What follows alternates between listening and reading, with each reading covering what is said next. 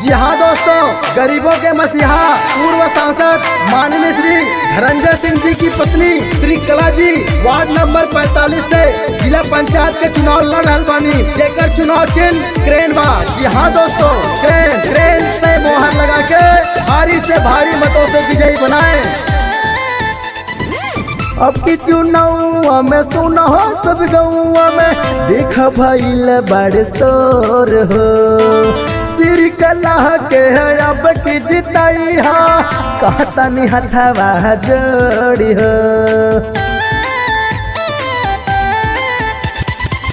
अब की चुनाव में सुना हो सब गौआ में देख भइल बड़ शोर हो, सिर कला के अब की जिताई हा कहता नि हथवा जोड़ी हो। सबही से कहता नी न के भूलैहा जानी इहे बा हमरो पुकार। माई बाबू सुनी लया रजिया ओटा मांगे बिटिया तोहार, माई बाबू सुनी लया रजिया चाही सबके ममता दुलार, माई बाबू सुनी लया रजिया। दिल दरिया समुंदर जैसी रवानी रखते हैं, दिल दरिया समुंदर जैसी रवानी रखते हैं, आवाज में करुणा और आंखों में पानी रखते हैं। हमारे धनंजय भैया एक ऐसे मानव हैं जो जनता के कदमों में अपनी पूरी जिंदगानी रखते हैं, अपनी पूरी जिंदगानी रखते हैं।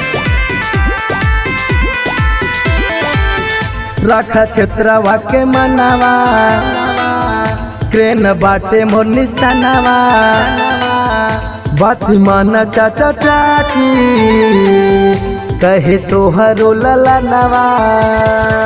नहीं के वोट दिया दिल से सपोर्ट किया इहे बाटे आरजी हमार, माई बाबू सुनी लया रजिया ओटा मांगे बिटिया तोहार, माई बाबू सुनी लया रजिया ओटा मांगे बिटिया तोहार, माई बाबू सुनी लया रजिया। श्री कला धनंजय सिंह जिंदाबाद जिंदाबाद, श्री कला धनंजय सिंह जिंदाबाद जिंदाबाद। अपना नेता कैसा हो धनंजय भैया जैसा हो, अपना नेता कैसा हो धनंजय भैया जैसा हो।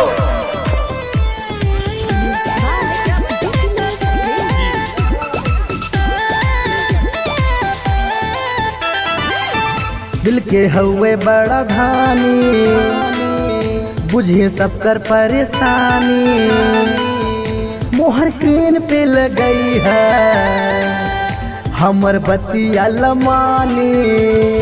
कहाँ यकीन सुन माई और बहिन बिनती करनी रे मोही बार बार, माई बाबू सुनी लया रजिया ओटा मांगे बिटिया तोहार, माई बाबू सुनी लया रजिया ओटा मांगे बिटिया तोहार, माई बाबू सुनी लया रजिया। रे सुन ले माई बहनी। श्री कला धनंजय सिंह जिंदाबाद जिंदाबाद, श्री कला धनंजय सिंह जिंदाबाद जिंदाबाद। अपना नेता कैसा हो धनंजय भैया जैसा हो, अपना नेता कैसा हो।